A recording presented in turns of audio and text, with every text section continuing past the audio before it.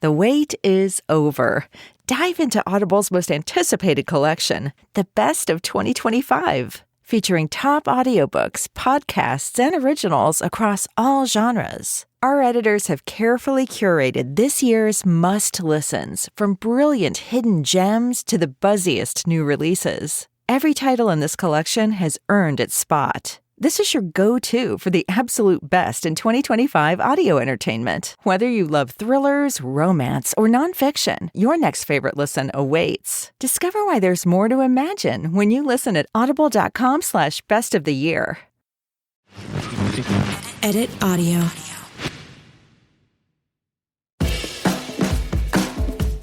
Hello, everyone. I'm Robin Hopkins, and this is Well Adjusting, where I talk to people about life stuff, but not in an NPR way.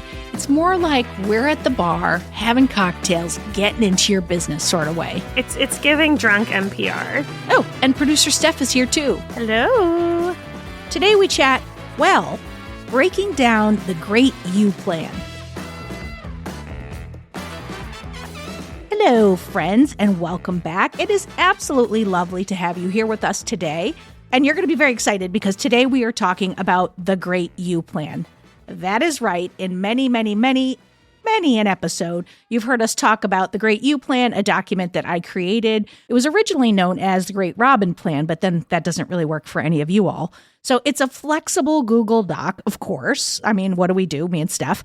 That's adaptable, and it's in a place where you can sort of project manage yourself, like what you want to do next. Could be an area like work projects or self or family or health and wellness, or it could be all of them. It's really like how you want your year to look, or even like where you see yourself in 5 years. I don't want to sound like a commercial, but it's the ultimate project management tracker for you. So today we're getting real. Steph and I are going to talk about how we did on last year's Great Us plans. And at the time of writing this, one of us has realized that she never finished hers. And we are going to talk about how we are going to approach filling out this year's plan and hopefully give you guys a layout so that you can do the same. And stick around all the way to the end because we brought in Karen Kunkel Young, who is a life coach, and she's going to be joining us for some tips on how to approach setting yourself up to move toward your goals. I mean, who does not need that coming into a new year? Let's get to it. All right, Steph, we're getting real here on how we did on the Great You Plan this year. I mean, I feel like I really want you to go first because I am startled to realize that I never fucking completed my Great You Plan. Did you fail also? Okay, I am not going to give myself a failure, but first of all, what I'm going to say is the last time I filled it out was in May of 2025. No, that is good. That's when we were supposed to. No. Oh, May 2024. May of 2024. Okay. Well, less good, but still. Maybe yours was an 18-month one instead of a 1 year. It's kind of how I feel because I'm reading it, and meanwhile, in my head, I'm thinking, oh my God, there's no way I did any of this shit. And then I was going through it, and I'm actually kind of impressed. Okay. Well, let's first, before we get into like what you did and how you did, let's like tell folks what it is. First of all, this doc is in the show notes forever and eternity. So you should get it, make a copy, make it your own. And I'm a big fan of telling people to make it their own because yours, I think, is different than mine. Not just formatting because you hate my colors. Yours is ugly. You take out all the joy in the colors. Yours stresses me out. I open yours and I'm like, oh my God, I'm so stressed out. Why is there so much going on? I need colors to tell me when I'm in different sections. And that's why it's amendable, That's why it's customizable. That's why it's customizable.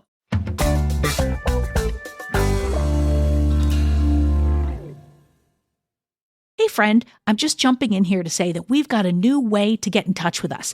If you want to leave us some feedback, hopefully good, or suggest an episode topic or ask a question, all you have to do is go to sayhi.chat/welladjusting. The link's in the show notes, but I'll say it one more time. sayhi.chat/welladjusting. You could leave us a voice memo and we might just use it on air. And if you happen to be enjoying this episode, why not go ahead and subscribe to the podcast or rate and review us? You won't regret it, folks. So mine looks like the 5-year plan. So it has like the overall view. It's like, what is my 1-year goal, my 2-year goal, 3-year goal, 4-year goal, 5-year goal? And it's like short, snappy, 1-sentence goal. Yep. And then I go into the year. I have my word of the year, which I stole from you. And then I put a little sentence under it. And then I have, what does that look like? What do I need to learn? What would that look like? And then I have it divided into different buckets. By the way, we that's love a all I bucket. completed last year was that. And Okay. when it got, what would it look like? I just wrote TK for like to come. Not Keep sure. going. Then we're getting into buckets. What are your Yeah. buckets? So my buckets are creativity, Yep. work, Yep. wellness, and community. Okay. So ours are very similar. Mine's creative, which is interesting. That's work for me. Like Mhm. that, those are one and the same in my brain. Wellness. And then I had family, just because I thought maybe I should try to be nicer to my family. Perimenopause, yo, it's real. I feel like if my kids still like me after menopause, it'll be a big win. Do you have so- sub buckets? Because I have sub buckets. Yes, I do. Underneath it, like for me under creative, I have like acting, writing, creating. Then I had Dear Headspace, which is on hiatus while adjusting. And then I had a gratitude section. Jeez, this was really good if I'd actually filled it in. What are your sub buckets? Creative, I have art and sound, writing, and then consuming. Because I think for me, I don't spend enough time consuming art for fun. Oh, okay. I don't really like watch a lot of TV or like anything. And so I just wanted to be more intentional, like listening to podcasts for fun or like going to art exhibits for fun and like, and just being more intentional that that's like connected to creative process because it does inspire me. Yeah, yeah. So if you're at this point where you're like, okay, Jesus Christmas, this is a lot. It is, but it's not. I think one of the things that's important if you're starting to fill this out is that you can change it and do it however you want. Like you might have this 5-year plan, like mine's a 5-year plan that's supposed to hit February 2028. And I am moving in that direction. But it's like there may need to be some adjustments, but it's just there as benchmarks because I think if you just say 5 years from now, I want to be a doctor. Okay, great. That's lovely. But have you gotten your bachelor's degree? Have you then, applied to, have you taken the tests? What is that? The MCATs or whatever that is. Have you studied for them? So it's like you need to break it out in manageable chunks. And I think like the reason the 5-year plan is so you can back it out. But I also want to say that if you're like, I have no frigging idea where I want to be in 5 years, just do 1 year. That's me. Steph's pointing to herself. I have 2 questions and you can tell me which makes more sense to tackle first. But one Okay. of my questions is like, so this is my first year. I'm going to go into it and I'm going to, look at last year or the last 18 months. What did I do well? Blah, blah, blah. How are you reporting that? Or how are you like documenting that to move forward? This is going to be not a surprise to anyone. And this is going to be annoying to you, Steph, because I did my things in red, which I know red makes Steph angry and Bad. upset. Yes. But I did like under a bucket, I wrote none of these. I didn't get any of these, none of these. In but then red? other in red. But Oh then my others I God. wrote yeses. And then I have words like yes to both or much improved, close, none of these, much improvement. So it's like, to me, there's something about the looking back.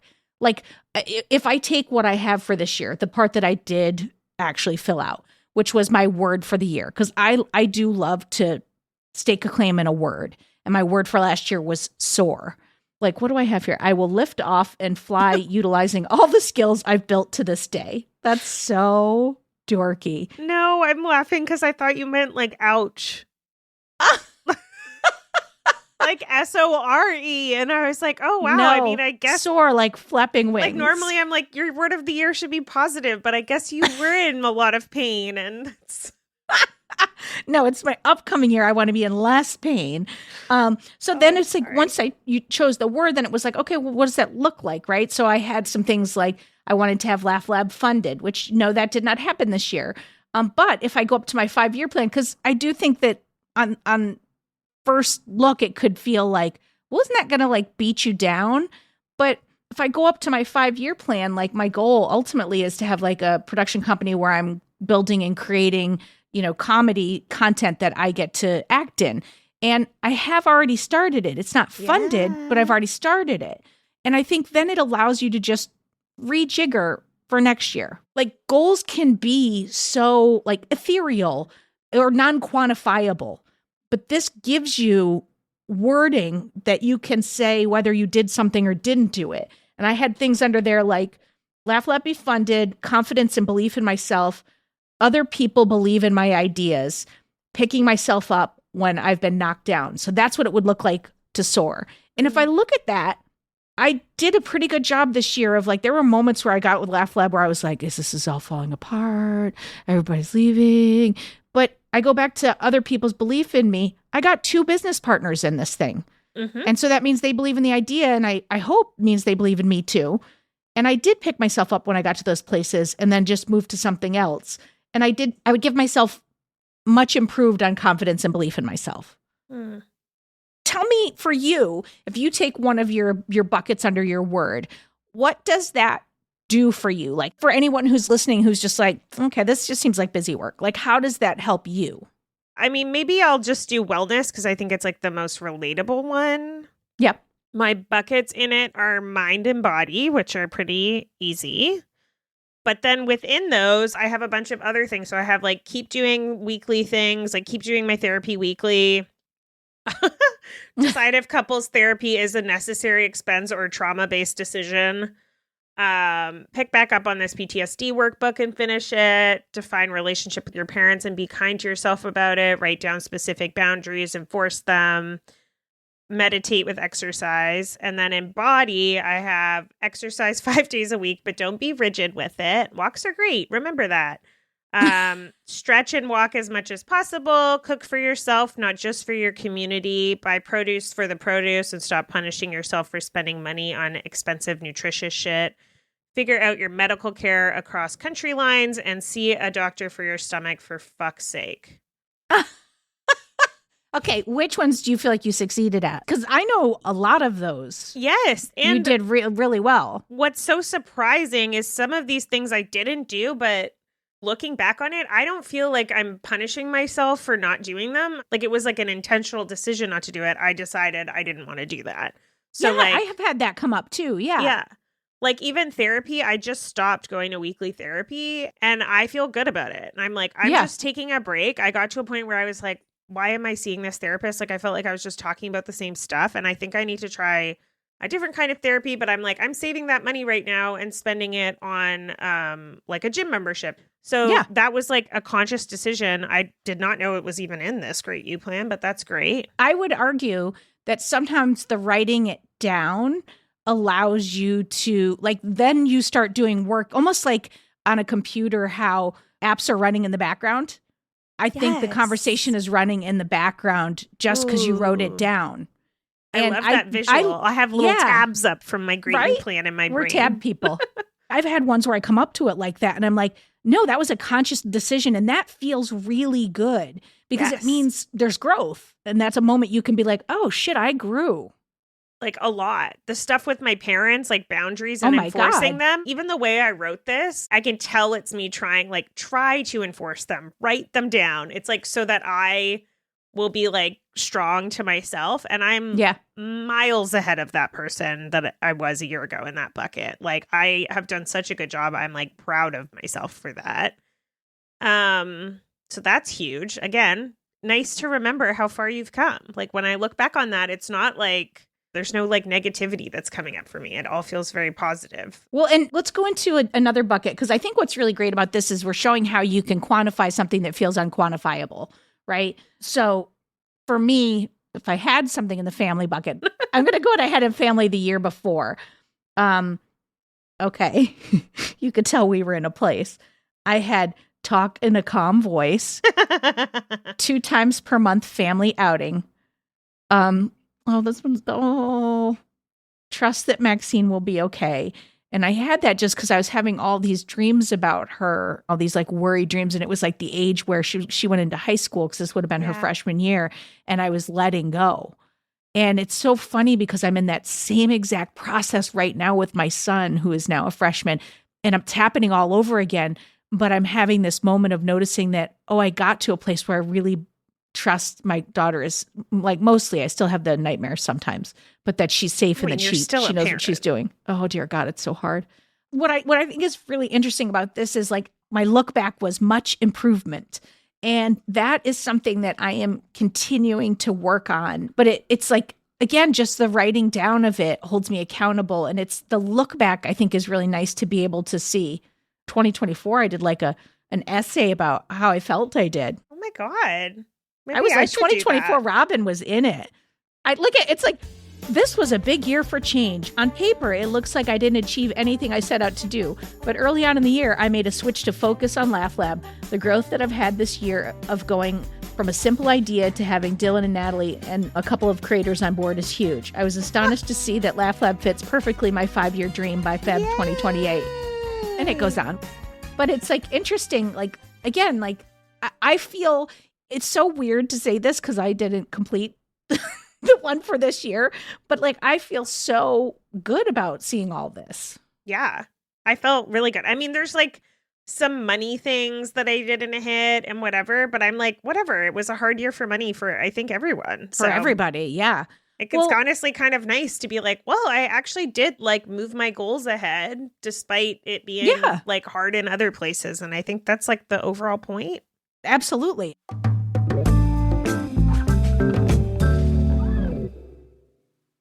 I started this by being like, I have 2 questions, but my other question is, I have never filled out the 5-year plan. And that's like the whole point, kind of. No, not necessarily. It wasn't in the first year I did it. The first year I did it, it was just like I was in a messy place and I was like, I need to get the fuck out of this situation. And in order to do that, I need to feel like I have something to hold on to. So I wanted 1 year to be like, I want to be in a different place a year from now. And then after that year, I was like, okay, well, I'm in a completely different place. I'm so much better and I'm rebuilding and healing and all of that jazz. Let's set this up for a little further out. So I think that now could be a good time for you to do that. I agree. I think I just have like a real like deep block and I don't know why. What is it that you can't come up with what it would be? Or is it that you're afraid to write it down? No, I cannot come up with what it would be. Like, I don't know how to like vision far in advance. Yeah. But then my word for the year was dream. My word for last year was dream, so that I could be good at that. And I do think in a lot of ways I've expanded, but I don't know how. I don't know. Maybe you need to come over and like do like a sticky note session with me or something. Let's like have some cocktails, play some music, and like just bring laptops and just sit and like do it and just talk about like what we want. Because it's like I'm already thinking about like hearing you say community and me say family. I was like, why is that so small?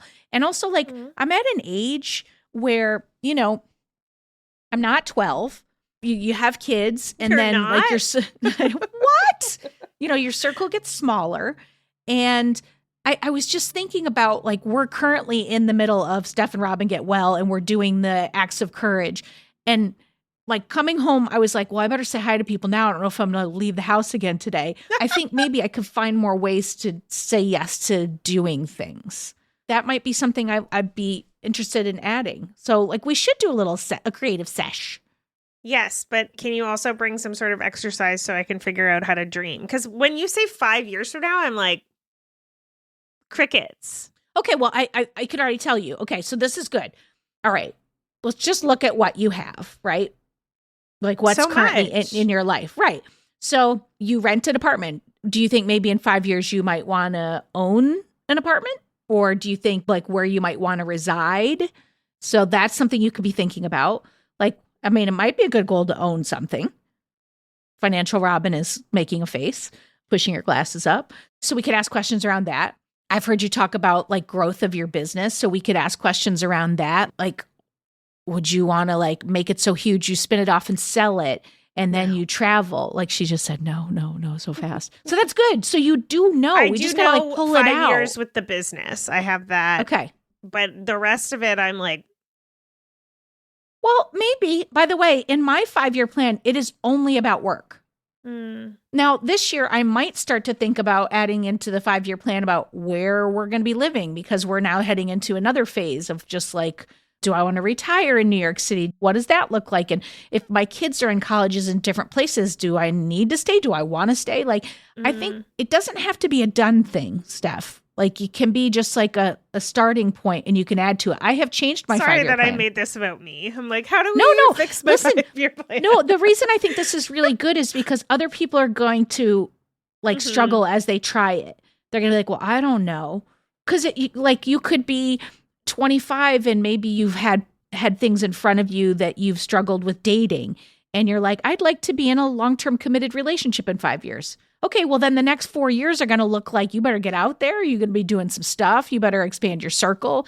You know, it's really just about having a thing you want to live into. Maybe that's the way to approach it. Maybe I should look at what I have in my year and think on each bullet point, how do I expand this? I have a meditation. I did this thing called it's called the Hoffman. I know you always tell me I should go, but that it's traumatic. You'd be so it's not traumatic. It is fucking intense.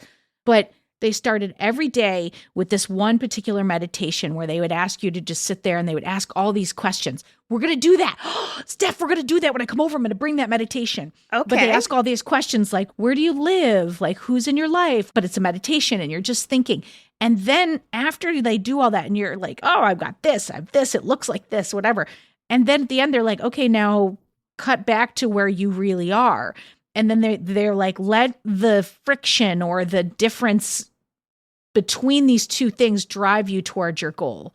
And I think just sitting and meditating with a purpose a couple of days in a row or like before you do this might really help you build out a 5-year plan. And I think it's important that you said all this because it doesn't have to be just one thing. Like, I want to be a lawyer. You know, some people just want, 10% more joy. Or like it could be as simple as 5 years from now, I want to have a rich and booming social life. Yeah. Or I want to be, in a rock climbing club and it's something I do every week. I don't really want that, but. No. But I do think there's like some sort of block in me and I don't know how to get rid of it. And maybe it's a fear. Maybe here, I Steph. do this meditation like every day for a week and see what comes, see how it changes or something. Because maybe it's a muscle. Like maybe I need to just dream and like do it more intentionally all the time and be like, okay, what does that look like? What does that look like until it's real?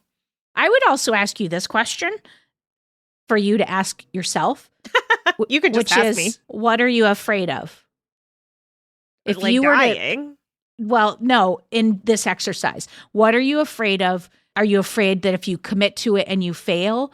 Are you afraid of saying it makes you feel boxed in? Are you afraid, like that's a question for you to answer. There's a fear here.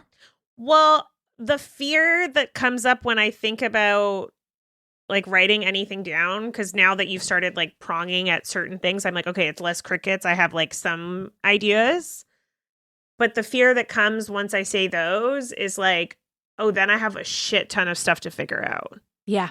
Because if my 5-year plan is to buy a house, probably it's not in New York because I don't think I can retire here because Canada has way more security. And let's be real, what's going on right now isn't great. Yeah. Yeah. But then I'm like, oh, I got to move to fucking Canada in 5 years. Like, well, that's the thing is with knowledge comes power, but with knowledge comes movement. And that can be really scary. I get that 100%. Like once you are aware, there's no more ignorance is bliss. Then you're like, oh, well, I should probably start doing stuff toward that. And that's But scary. I don't want to move to Canada. Well, you don't. But again, that could be, why don't you make yours 10 or 15? That's true. That could be an ultimate thing. And also, P.S., you can own an apartment for 6 months and flip it. Like you could own here and then take your profit and move to Canada and retire. That's the planning in between once you have the goal. Yeah. Like I'd have you buy here because you're going to make fucking money in your apartment. And then you may have some money to invest and you might be able to buy outright there. Yeah.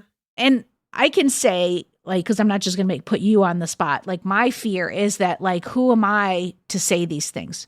Who am I to say, like, I'm going to have this?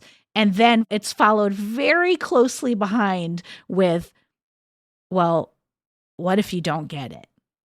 And to me, like the rational part of me is like, well, just like my to-do list, it moves over to next year. Yeah. Or it changes, but I got to try. But what's so cool is now you have the data to support that. Like, you know Yes. that you just looked back on 2024 and didn't feel like, oh, everything is terrible, I didn't do anything. Like, you feel good.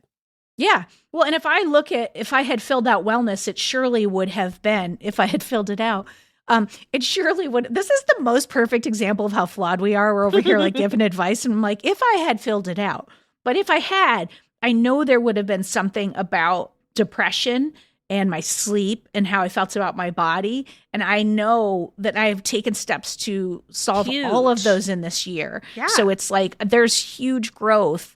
And I know that's what I would have written down.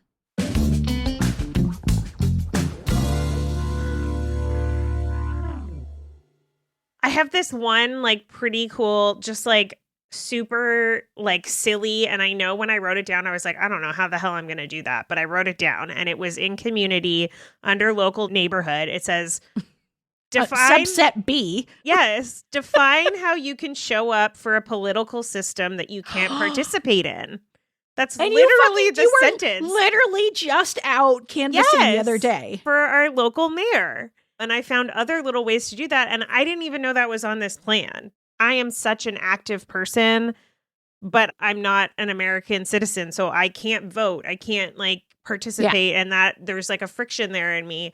And I'm like, oh, I did that. And that's so cool. And I didn't even know I was like intentionally looking for that. But obviously on some level I did. So that's really, really cool. And it's such a tiny little thing. But I'm like, there's so many of those in this Great You plan. Yeah.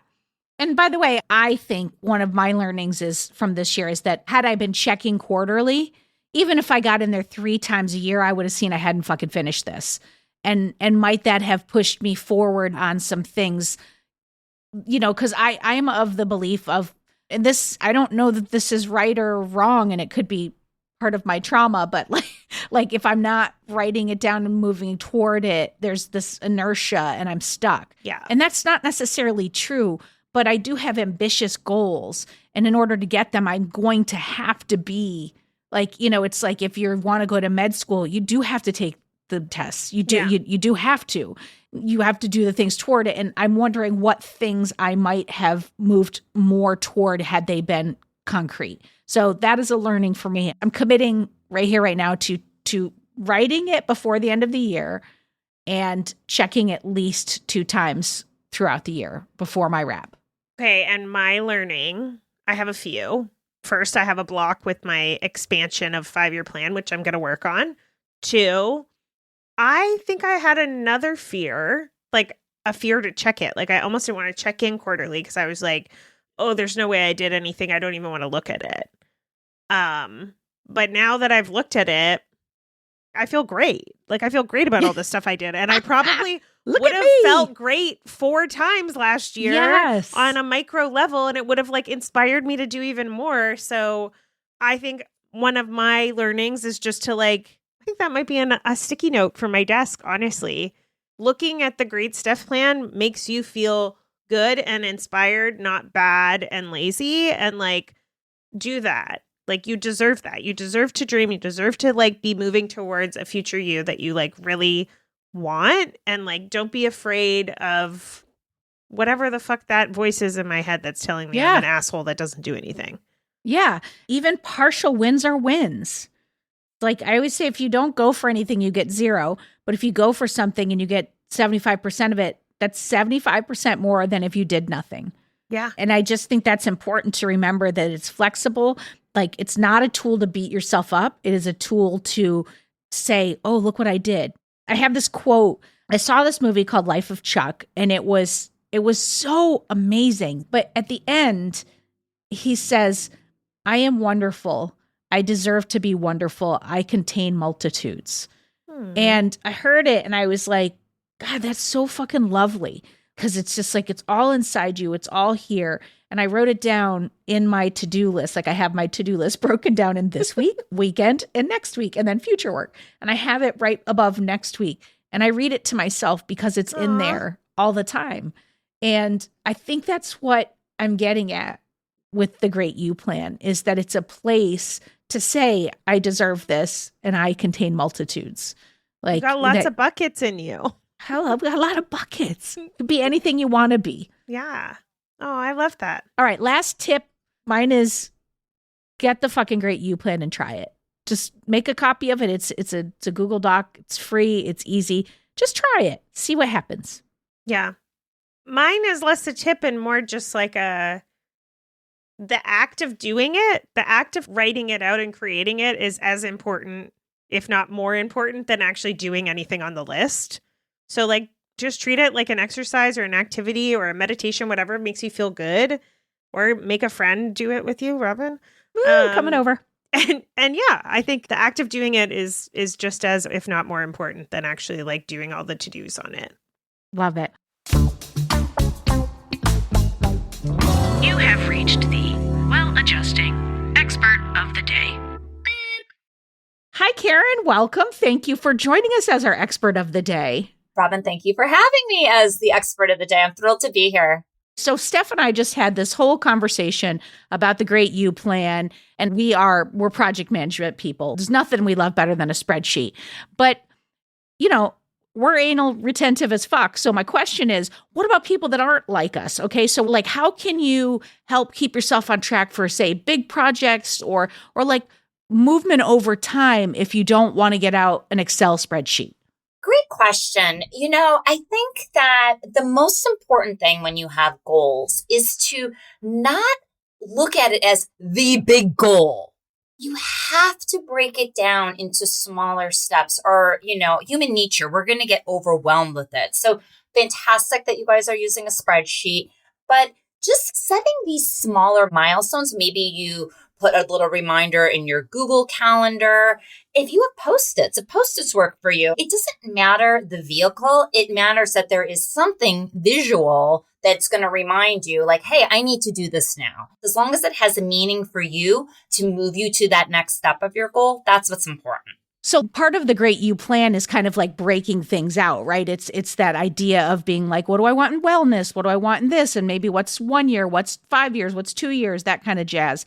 Because again, the way that both producer Steph's brain and mine work, we can get very like, and then when I do this, I'll do this. And I know that just not everybody's like that. The most successful goals are going to be time bound. So when you say 3 months, 6 months, 9 months, because if you don't assign time to it, it's more of a wish instead of a goal. And that is mission critical. You're going to be able to see those results and then you'll be able to move to the next goal. So it's exciting to set a timer to it. I love a timer. I'm not going to lie. Well, let's say you did all this, right? You put a Post-it up or you did your Great You Plan and we all start off like guns a-blazing. We're like, I am about to conquer the world. And then maybe about halfway through, I start to get like, why did I start this? What is the point of all this? What do you say to those folks? Like, what's your best tips for someone who's stuck?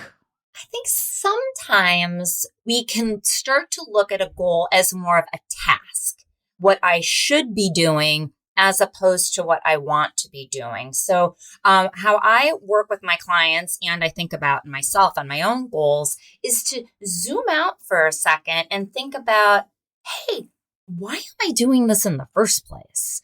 That is so important, Robin, because if not, sometimes you might get so fixated on that goal or so fixated on like, I haven't done anything about it. It's like zoom out and remember why it is important. I also think sometimes we change. Like we may have a 6-month goal and we're so pumped about it. But guess what? Like 3 months into it, we got a new job and we got slammed with all this work and, something might have happened, in our family, different priorities have changed. So then we're like, oh, can't do the goal anymore. No, again, like I'm always like, zoom out.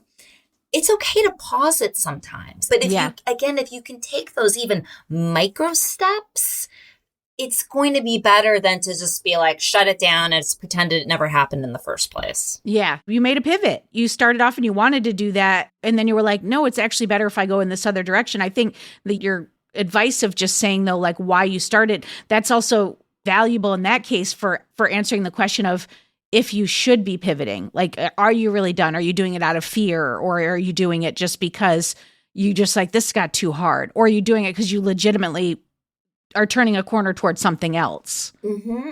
I think that when those fears come up, and sometimes we have fears, sometimes we have overwhelm, it's always good to talk to someone, whether that's a friend, whether that's a coach, whether it's your accountability partner, to try to get to the bottom of what's really going on here. Yeah. All right. If someone's literally like, I would like to be in relationship with someone, or I would like to maybe, I don't know, asking for a friend to do better with my anger, like, can you chart emotion-based goals? Because I sure want to. Great question. And honestly, in my previous session, my client was talking about wanting to be in a relationship and was extremely successful in all other aspects of their life. And my question was, what is the smallest thing that you can do? So it's all goes back to the smallest thing, and whether that was a date or whether, and I'm like, wait a second, back it up. Like, how do you get to the date? So it's always finding that smallest thing. You mentioned anger.